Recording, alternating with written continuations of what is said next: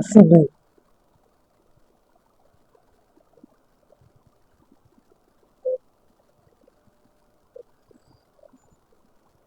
এর আগের একটা অংশ আমরা স্পষ্ট করতে পারি না, একটু থেকে গেছে। আগের হাদিসের লম্বা হাদিসের মধ্যে ফাফতারাশা রিজলাহু লিয়ুসরা ওয়া আকবালা বিসাদরিহি আল-ইয়মনা আলা কিবলাতিহি ওয়া ওয়াদা'a কাফাহু আল-ইয়মনা আলা রুকবাতিহি আল-ইয়মনা ওয়া কাফাহু al-ইয়ুসরা আলা রুকবাতিহি al-ইয়ুসরা ওয়া আশারা বিইসবা'iহি ইয়ানি আস-সাবাবা। এতটুকু পরিষ্কার হয়েছে? এটা পরিষ্কার হয়েছে? এরপর উখরা মানে রিওয়ায়াতুন উখরা লাহু ওয়া ইযা ক্বা'আদা ফি রাকাতাইনি, দুই রাকাতে যখন তিনি বসতেন, ক্বা'আদা আলা বাতিনি কদমিহি ইসরা, তিনি বাম পায়ের কদমের পেটে বসতেন। ওয়া নাসাবা আল-ইয়ুমনা, ডান পা খাড়া করে দিতেন। ওয়া ইযা কানা ফি রাবিআতি, যখন চতুর্থ রাকাতে বসতেন, আবদা বিওয়ারাকিহি আল-ইসরা ইলা আল-আরদ, তিনি তখন তার নিতম্বকে, কোমরের অংশকে বাম পায়ের বাম দিকের কোমরের অংশকে মাটির দিকে ঝুলে দিতেন। বাম নিতম্ব আছে না, দুপুর, বাম অংশটা মাটির নিচে লাগাই দিতেন। তাহলে মাটির নিচে কেমন লাগাই দিবে? যেহেতু বাম পায়ের উপরে তো বসছেন, এই মাটির উপরে কাদামাই মিন নাহিয়াতিন ওয়াহিদা, এভাবে করে তার দুই কদম একদিকে বের করে দিতেন। এই হাদিসটা অশাব্দিক অর্থ এটা, মানে দুনো পা একদিকে বের করে দিতেন মেয়েদের মতো। এটা কিন্তু মেয়েদের জন্য প্রযোজ্য, ঠিক আছে, কিন্তু আমরা বলছি না ডান পা খাড়া থাকবে, আগের হাদিস যেগুলো পড়েছি বাম পা বিছানো থাকবে, এটা হলো সহি, এটার উপরে আমল। মেয়েরা যে খাড়া করবে না, দুনো পা বের করে দেয়, এটা মেয়েদের জন্য প্রযোজ্য।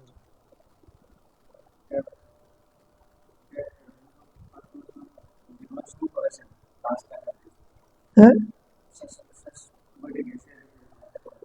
এটা একবার কোন এক সময় দেখাইছে, এটা বাইরে যাওয়ার জন্য, এবং এটা আমরা মেয়েদের জন্য ধরছি, ঠিক আছে।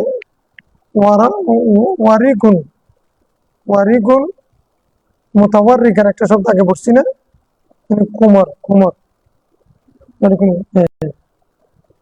দুগুর অর্থে পেছনের অংশ, পিঠের নিচে পেছনের অংশ।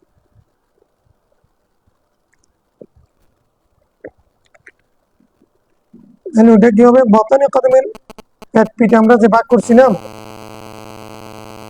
এটা মানে ওই আসলে পিঠের উপরে না পেটের উপরেও নয়, বাম পাটা মানে এক পাশের উপরে পড়ে, এক পাশের বেশি অংশ পেটের পরে, এই জন্য পেট বলছে।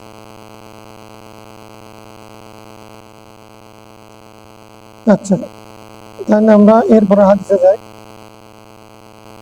802 নম্বর হাদিস। ইনশাআল্লাহ আজকে 802 নম্বর হাদিস পড়তেছি। وعن ابن حجر أنه أبصر النبي صلى الله عليه وسلم حين قام إلى الصلاة رفع يديه حتى كانتا بحيال منكبيه। আজকে এটার উপরেও প্রশ্ন করছি আমরা খতিব নিয়োগের মধ্যে, হাত তোলা ব্যাপারে হাদিসে কয়টা শব্দ আসছে, সেখানে এগুলো তো দূরের কথা, মানে শাহমা শব্দ, ফুরু, এটার জন্য ফুরু শব্দ ব্যবহার করা, হিয়াল, তিনটা শব্দ ব্যবহার হয়েছে।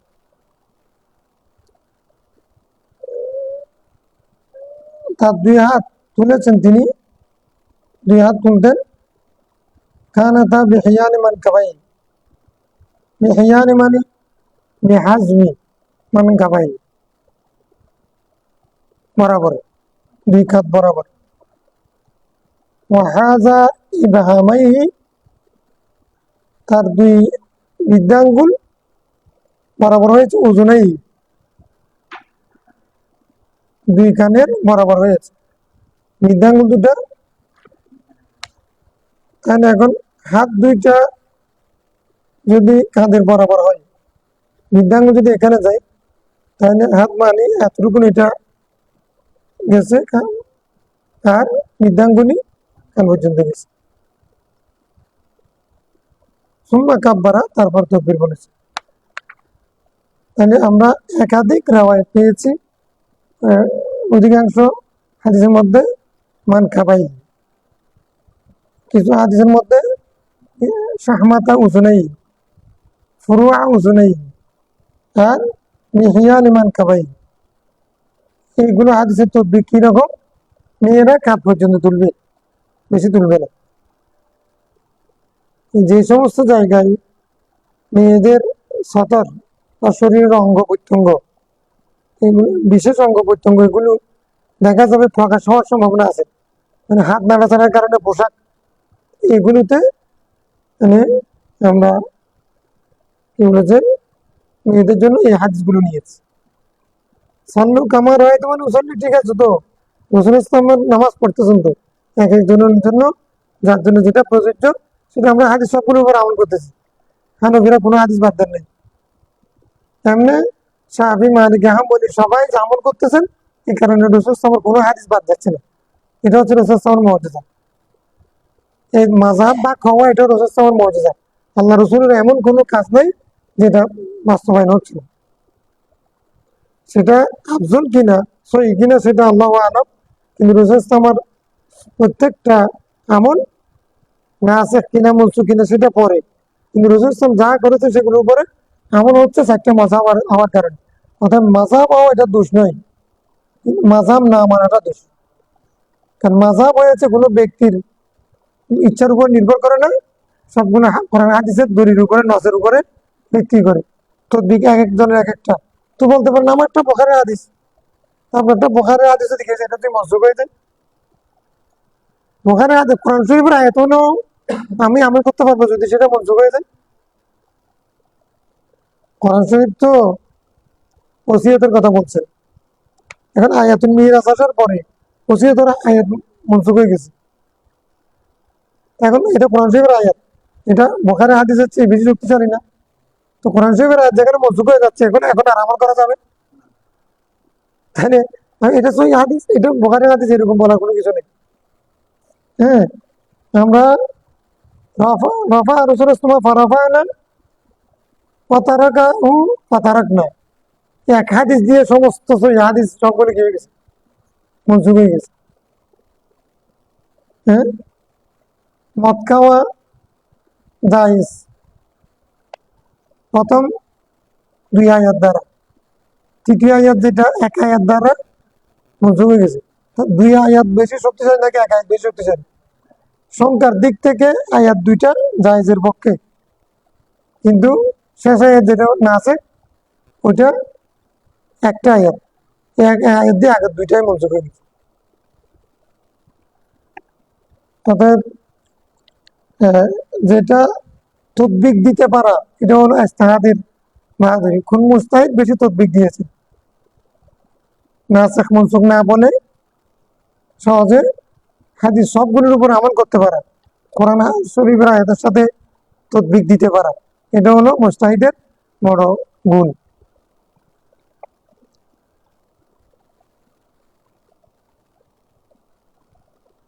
আচ্ছা,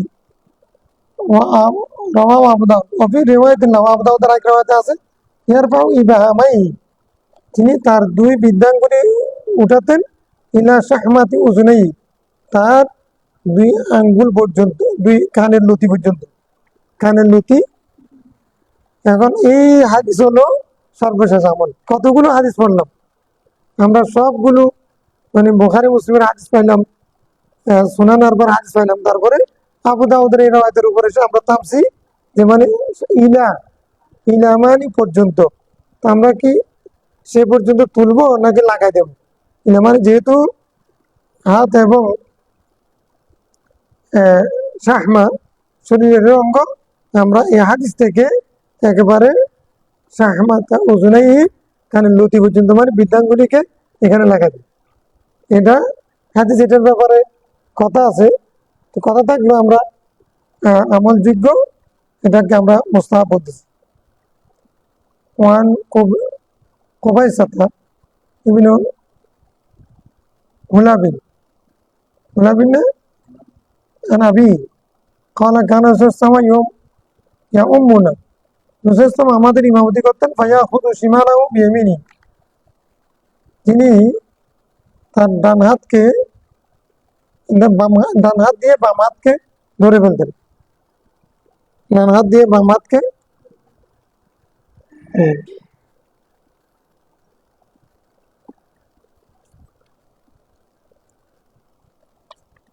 তো মানে আগের হাত এরকম আর কি, এরকম ডান হাত দিয়ে বাম হাতকে ধরে মানে এরকম করা, মানে বৃদ্ধাঙ্গুলি ইবাহাম এবং কি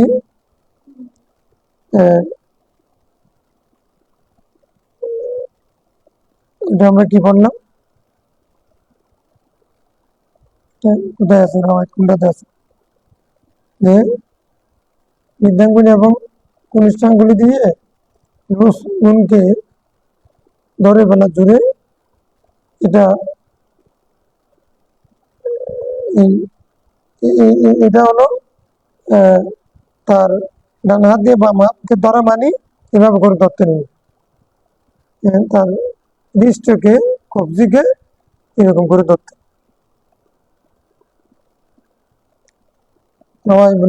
তিরমিজি ওয়া ইবনে মাজাহ ওয়ান রিফাআত ইবনে রাজুল ক্বালা জা রাজুল, এক ব্যক্তি রাসূল সাল্লাল্লাহু আলাইহি ওয়াসাল্লাম দরবারে এসে ফাসাল্লা ফিল মসজিদ,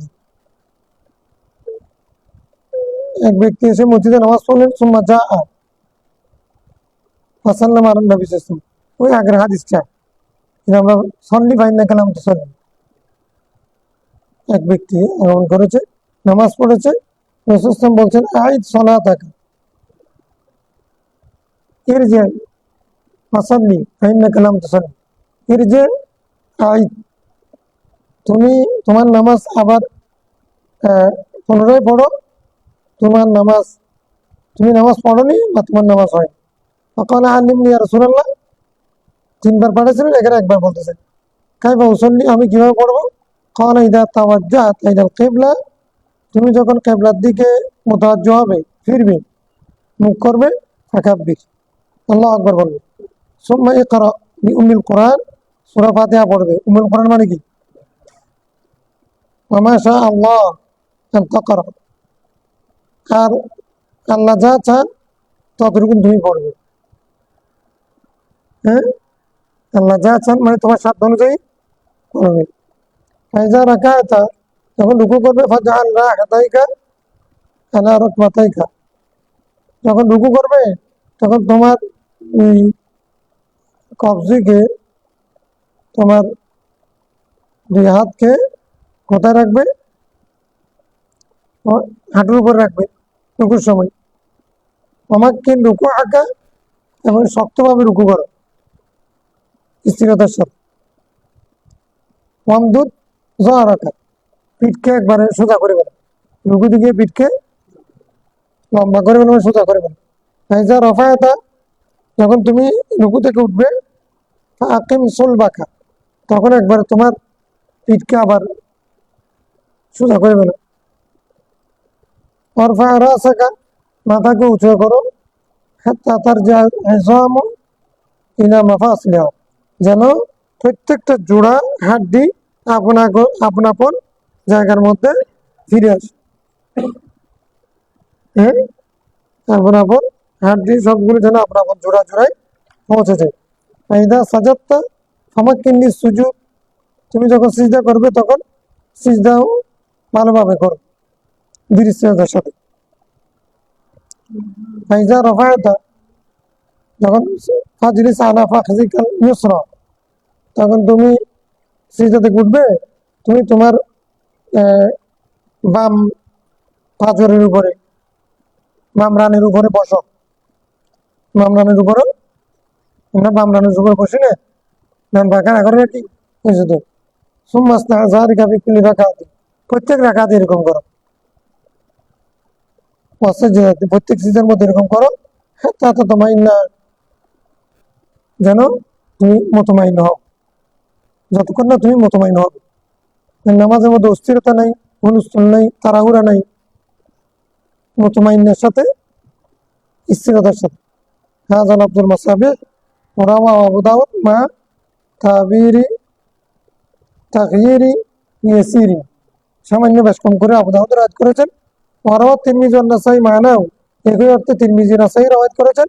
ওফি রওয়ায়াতিন তিরমিজি ক্বালা ইযা কুমতা ইলা সালাত ফাতাওয়াদ্দা কামা আমারাকাল্লাহু বিহি, তাহলে তুমি আল্লাহ যেভাবে ইয়া আইয়ুহাল্লাযিনা আমানু ইযা কুমতুম ইলা সালাত ফাগসিলু ওজুহাকুম, যেভাবে আল্লাহ নির্দেশ দিয়েছেন, যখন তুমি নামাজ পড়তে চাইবে তখন সেভাবে ওযু করো। তোমরা তাশাহাদ, তারপর তুমি কি তাশাহুদ করো। তাশাহুদ মানে দোয়া করবে, আশহাদু আল্লা ইলাহা ইল্লাল্লাহ ওয়া আশহাদু আন্না মুহাম্মাদান আবদুহু ওয়া রাসূলুহু, মানে উযু করার পরে এই দোয়াটা পড়ি। এই দোয়া পড়া কি সুন্নাত, উযু শেষে দোয়া পড়া কি। ফাকিম, তারপরে দাঁড়াও। ফাইন কানা মাআকা কোরআন ফাকরা, তোমার কোনো কোরআন শরীফের কোনো কিছু থাকলে অথবা মুখস্থ থাকলে তুমি কোরআন শরীফ তেলাওয়াত করো। ওয়া ইল্লা ফাহমাদিল্লাহ, যদি না থাকে তাহলে আল্লাহর প্রশংসা করো, আলহামদুলিল্লাহ বলো। ওয়া কাব্বিরু, আল্লাহু আকবার বলো। ওয়া আল্লিলু, লা ইলাহা ইল্লাল্লাহ বলো। সুম্মা রকাউ, তারপর তুমি রুকু করো। কেরাত জানা না থাকলে এটা করো, তাহলে তাসবিহ পড়লে হয়ে যাবে।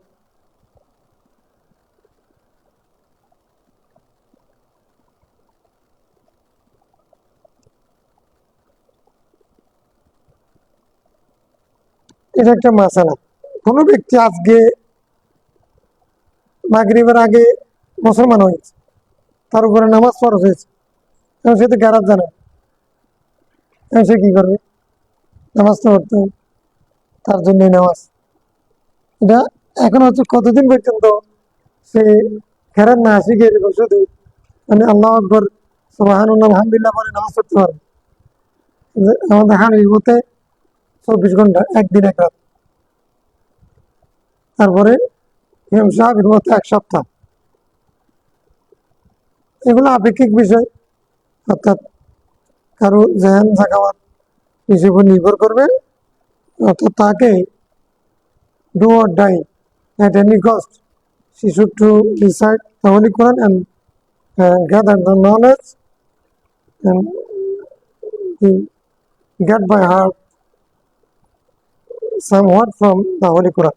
তাকে কিছু না কিছু কোরআন শরীফ থেকে মুখস্থ করতেই হবে। গেটিং বাই হার্ট মানে মুখস্থ করা, মেমোরাইজ করা। মেমোরাইজ করা, মুখস্থ করা, তার জন্য কি এটা mandatory. Every Muslim should to be reciter of the holy কোরআন।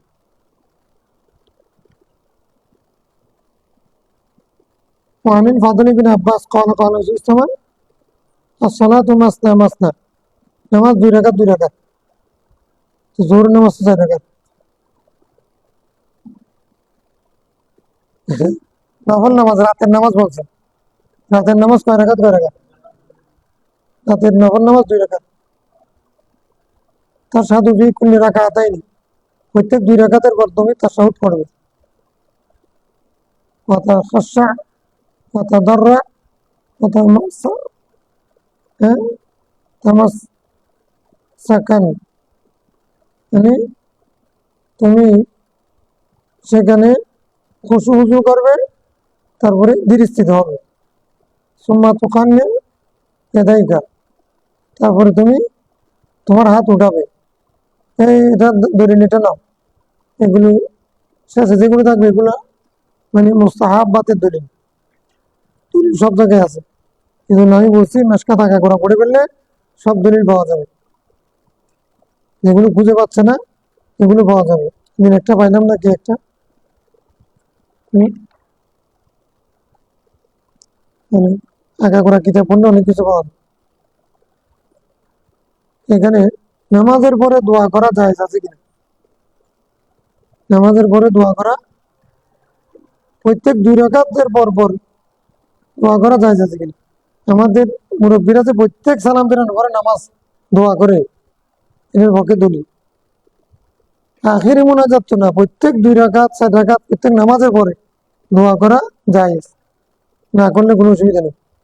তুমি প্রত্যেক 2 রাকাত পড়বে, তাশাহুদ পড়বে, তারপরে তুমি খুশু হুজুর সাথে ধীর স্থির ভাবে আল্লাহ দরবারে হাত উঠাবে, ইয়াকুল বলবে, হ্যাঁ, এবং বিভিন্ন আব্বাস বলতেছে যে তারফাউ বিহিমা ইলা রাব্বিকা মুস্তাকবিরান বিবুতুনিহিমা ওয়াজহাকা, তুমি কি করবে,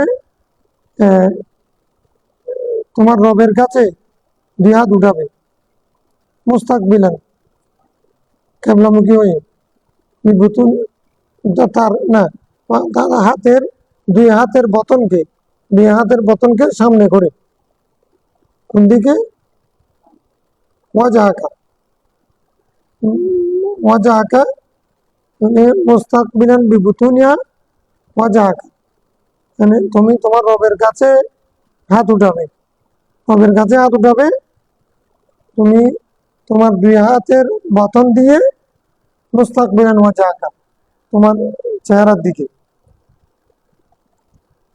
মুস্তাকবিলান মানে এই কথাটা এরকম বলতে চাচ্ছে, মানে তোমার চেহারাকে ওই দুই হাতের বতন দিকে করবে, দোয়ার পদ্ধতি কি, দোয়ার আদব আছে না, সিনা বরাবর হবে, হাত দুইটা দুটা লাগানো থাকবে 3 আঙ্গুল, তারপরে চেহারাটা এই হাতের বতনের দিকে থাকবে, হাত থাকবে কোথায়, চেহারা থাকবে কোন দিকে, হাতের দিকে, এইভাবে করে দোয়া করবে এই হাদিস দ্বারা। কথা কোন তখন তুমি বলবে ইয়া রব্বি ইয়া রব্বি, মানে দোয়ার মধ্যে হাত করে শুধু বলবে যে ইয়া রব্বি, হে রব হে রব, এটা বলবে। হুজুর সাথে শুধু রব্বি ইয়া রব্বি ইয়া রব্বি, ইয়া রব্বি মানে এটা জিকির, ইয়া রব্বি মানে ও আল্লাহ, ও আল্লাহ, এ আমার রব, তোমার কাছে রিজিক চাই, তোমার কাছে ক্ষমা চাই, তোমার কাছে রহমত চাই, রূপ থেকে মুক্তি চাই, তোমার কাছে সম্মান চাই, এরকম যা কিছু জায়েজ আছে সব কিছু ইয়া রব্বি মানে যা দোয়া আছে জায়েজ বা সব করবে। ইয়া রব্বি মানে ইয়া রব্বি এটা তো দোয়া না, এটা নেদা, ইয়া রব্বি কি হয়েছে, তারপর নেদার পরে ইয়া রব্বি এ আমার রব, তো মুনাদ আসতে হবে না, জবাব আসতে হবে না, নেদার জবাব কি, জবাব এখানে মাহাজুব, তো জবাব মাহাজুব মানে মানে ইযা হুযিফাল মাফউল মানে ইয়াদুল্লু আলাল উমুম, মফউল যদি মাহাজুব থাকে তখন উমুমের ফায়দা দেয়, মানে মানে আল্লাহ, আল্লাহ খালাকা, আল্লাহ সৃষ্টি করেছেন, তো কি সৃষ্টি করেছেন, সব কিছু সৃষ্টি করেছেন। যখন মফউল মাহাজুব থাকে, ছাড় দিতে হবে, মাহাজুব থাকে তখন উমুমের ফায়দা দেয়। ইয়া রব্বি মানে নেদার জবাব নাই, তো জবাব মাহাজুব যেহেতু মানে আমার যা নেক দোয়া আছে সব বলবি, প্রত্যেক নামাজে সালাম ফিরানোর পরে দোয়া করা এটা জায়েজ এবং এটা হাদিস দ্বারা সাবিত। কেউ না এখন আমার নামে কাজা ও কাজা, যে করে নাই সে মানে করে নাই, হ্যাঁ, যে করছে করবে। অফি রাওয়ায়াতিন বাহুয়া খিদাজুন, এক রাওয়ায়াতের মধ্যে আছে বাহুয়া খিদাজুন, সে মানে খেদাজ, তারগুলো মানে ভঙ্গ হয়ে গেল, সেগুলো অনর্থক হয়ে গেল। মানলাম ইয়াকরাল ফাতিহা আইয়া খিদাজুন, সূরা ফাতিহা না পড়লে ওই নামাজ অনর্থক হয়ে যায়। এখন এটা কেউ যদি মানে এটা করলো না, তাহলে তার নামাজের অনর্থক হয়ে গেল, তার তার ফসল ঘরে তুলতে পারবে না, কোনো ফলাফল নেই। এই জন্য নামাজের ফসল তুলি যে মোনাজাতের মাধ্যমে, দোয়ার মাধ্যমে, হাদিস এটা কোন পর্যায়ে সেটা হাদিস কিন্তু, হ্যাঁ, তো এটা আর যায় যে সুরত ওয়াইদা সালাকা ইবাদি আন্নী ফাইন্নী করিব উজিবু দাওয়াতাদ দাঈ ইযা দাআন, যখনই তুমি আমাকে ডাকবে তখন আমি উত্তর দিই। তাহলে নেক আমলের পরে আল্লাহ বলছেন কি ইন্নাইয়া সাদুল কালিমাত তাইয়্যিবু ওয়াল আমালু সালিহু ইয়ারফা, নামাজের চেয়ে আমল সালেহ আর কোনটা আছে, হ্যাঁ, নামাজের পরে দোয়া করা, প্রত্যেক নামাজের পরে দোয়া করা যায়, নামাজের উপরে কোনো নেক আমল নেই। এখন দোয়া করলে এটাও ইবাদত, মুখুল ইবাদত, দোয়া তো মুখুল ইবাদত। এখন নামাজের পরে দোয়া করা এটা শুধু ফরজ নামাজের পরে না, ফরজ নামাজ তো একবার সহিহ হাদিস দ্বারা সাবিত। আখিরি মুনাজাত মানে আমরা বলতেছি এতগুলো জোহরের 12 নামাজের পরে একসাথে মোনাজাত করতেছি, সেটা না যায় আর কি আছে? 2 রাকাত পর পর যেখানে যায় গেছে, ওই রাতের নফল নামাজ 2 রাকাত পর পর যদি করতে পারি, এখন 12 রাকাত নামাজ পরে করতে পারবো না? رواه الترمذي. الفصل السادس عن سعيد بن الحارث بن المعلى قال صلى لنا أبو سعيد الخدري فجهر بالتكبير. হযরত আবু সাঈদ খুদরি আমাদের নামাজ পড়েছেন, তিনি তাকবীর উচ্চ আওয়াজে বলেছেন। হিনা রাফা রাসাহু মিনাস সুজুদ, সাজদা থেকে যখন তিনি মাথা উঠেছেন তখন। ওয়া হিনা সাজদা, যখন সিজদা দিয়েছেন। ওয়া হিনা রাফা মিনা রাকাতাইন, যখন 2 রাকাত থেকে মাথা তুলেছেন তখনও। ওয়াকালা হাকাযা রাআইতু রাসূলুল্লাহ সাল্লাল্লাহু আলাইহি ওয়াসাল্লাম, রাওয়াহুল বুখারী। তাহলে প্রত্যেক তাকবীর, নামাজ যখন পড়াবে ইমাম সাহেব, প্রত্যেক তাকবীর উচ্চ আওয়াজে পড়বে।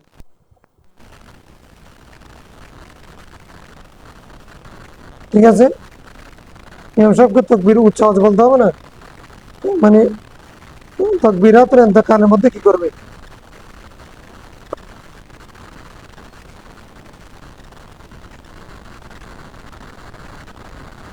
অনেক রামাতার কল সাল্লাইতু খালফা শাইখিন বিমাক্কা, মক্কার শাইখের পেছনে আমি নামাজ পড়েছিলাম। ফাকাব্বারা সিনতাইন ওয়া ইশরিনা তাকবীরাত, তিনি 22 রাকাত নামাজ পড়েছেন।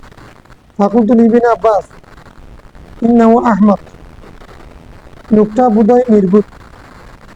ফাকালা সাকিলাতকা উম্মুকা সুন্নাত আবিল কাসিম, তোমার মা মারা যাক, হ্যাঁ, তোমার মা মারা যাক, এটা আবুল কাসিম সাল্লাল্লাহু আলাইহি ওয়াসাল্লামের সুন্নাত।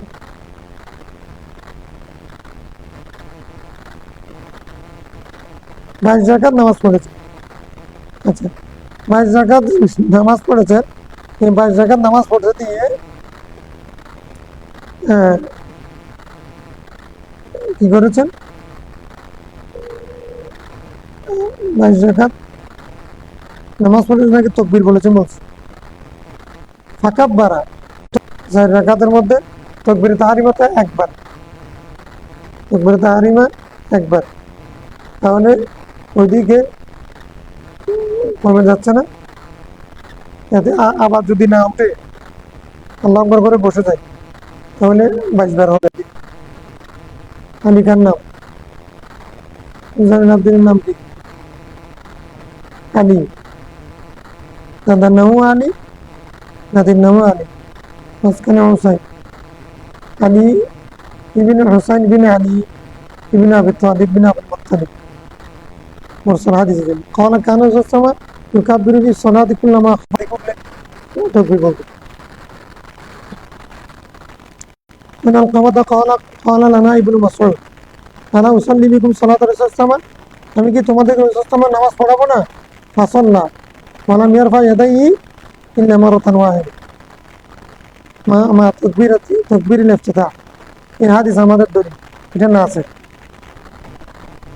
ইবনে মাসউদের মতো সাহাবী সাকা, আর এই হাদিস হযরত ইমাম আবু হানিফা রাহমাতুল্লাহ আলাইহি এই সনদের রওয়ায়াত করেছেন, যে একবারে এমন সনদ, এটা মজবুত। হাম্মাদ থেকে, ইব্রাহিম নখী থেকে, আলকামা থেকে, ইবনে মাসউদ থেকে। এই এগুলো মুহাদ্দিসও আমার মুজতাহিদ ও ফকিহ। হ্যাঁ, এত বড় এইরকম শক্ত সনদ ইমাম আবু হানিফা রাহমাতুল্লাহ আলাইহি এই শক্ত সনদ দিয়ে, এটা দিয়ে মুনাজারা করেছেন আওজাইর সাথে। তখন বলেন যে আপনি বলছেন ঠিক আছে, কিন্তু আমার রাবি আপনার রাবি মিলান তো দেখি। ওনারা মুহাদ্দিস কিন্তু ওনারা ফকিহ না। আমি যেগুলো বলছি এগুলো মুহাদ্দিস ও ফকিহ, এর মুজতাহিদ তো সব সাহাবী না। হ্যাঁ, এই জন্য মানে হাদিস কিরকম বলছে যে মানে এটা মাউদাত বলছেন হাত উঠাতেন, বাকিগুলোতে হাত উঠাতেন। وعن أبي حميد الساعدي قال كان الرسول إذا قام إلى الصلاة استقبل القبلة ورفع يديه তাকে ডাকলেন, ইয়া ফুলান আলা তাত্তাকিল্লাহ, তুমি কি আল্লাহকে ভয় করবে না? মুসা ইসলাম নামাজ পড়েছেন সামনে ওই কেমলাম কি হইল, তো একবারে শেষ কাতারের মধ্যে নামাজ পড়েছেন এক লোক, সালাম ফিরাইয়া লোকটাকে একবার ওই পেছনের কাতার থেকে লোকটাকে ডেকে বলতেছে, তুমি কি আল্লাহ তারা কাইফা তুসাল্লি, তুমি কিভাবে নামাজ পড়ছো সেটা কি তুমি দেখো না? আল্লাহ তারা কাইফা তুসাল্লি, তুমি কিভাবে নামাজ পড়ছো সেটা তুমি দেখো না? তোমার নামাজটা যে ভুল হচ্ছে তুমি কি বুঝো না? আর ইন্নাকুম তোরাও না, হ্যাঁ, তোমাদেরকে দেখানো হয় আন্নাহু লা ইয়াখফা আলাইহি শাইউন মিম্মা তাসনাউন, তোমরা যা কিছু করছো কোনো কিছু আমার কাছে গোপন নেই। আমি তো সামনের দিকে তাকাই নামাজ পড়ি, কিন্তু তোমরা আমার পেছনে যারা নামাজ পড়ো, ওই একজনকে ডাকছে তো, কিন্তু সবার কথা বলছে, তোমরা কে কি করো, প্রত্যেকের নামাজ কি অবস্থা সেটা আমি জানি। আমি আমার কাছে গোপন নাই কোনো কিছু। আল্লাহ, আল্লাহর কসম করে বলছি, ইন্নী লা আরা মিন খালফি, আমি আমার পেছনে সেরকম দেখি, কামা আরা মিন বাইনা ইয়াদাইয়া, সামনে যেরকম দেখি, আমি সামনে যেরকম দেখি আল্লাহর কসম করে বলছি পেছনেও রসুল ইসলামের মর্যাদা কি, উনি সামনে যেরকম দেখেন পেছনেও সেরকম দেখেন। তো রসুল ইসলাম এটা মর্যাদা, আল্লাহ প্রদত্ত ক্ষমতা। এই জন্য এতগুলো মুসল্লির মধ্যে একবারে পেছনের কাতারে মুসল্লি একজন কিরকম করতেছে সেগুলো, সেটা তার নামাজের মধ্যে যে নামাজ বাতিল হওয়ার মতো আমল করেছেন সেগুলো উনি ডেকে বলে দিচ্ছেন সালাম ফিরানো করে।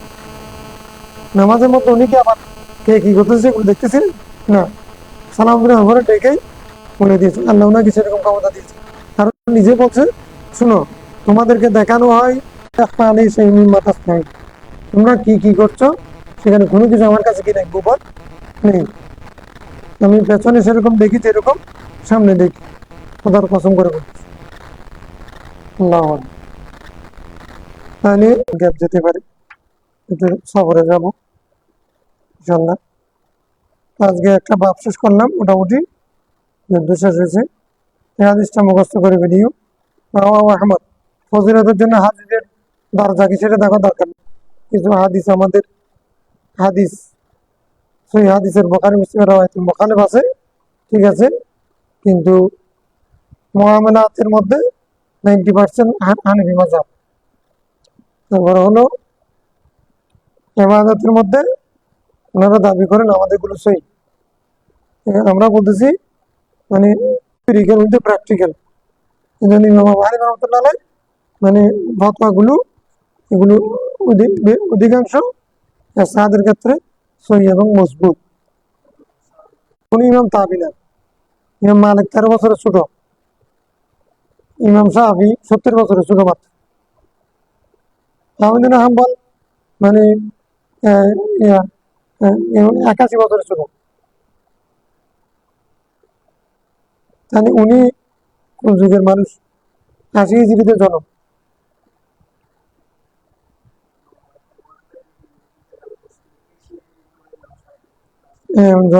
একই বছর একই দিনে।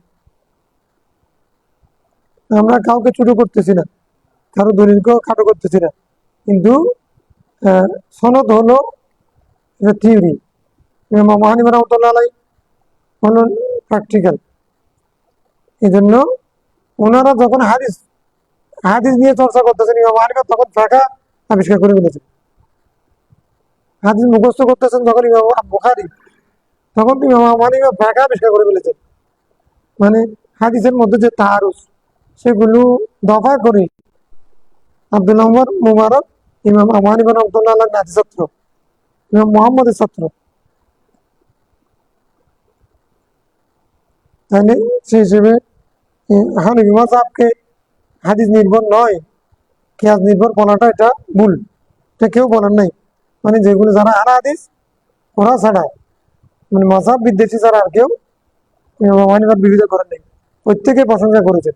ইমাম হানিফার জীবনী লিখেছেন সাহাবীরা বেশি, ইমাম যারা দুসুইতে সাহাবী, হ্যাঁ, ওনারাও বলেছেন ওনাকে ইমাম আজম। ইমাম আজম এটা আমরা উপাধি দিয়ে ওনারা দিয়েছে।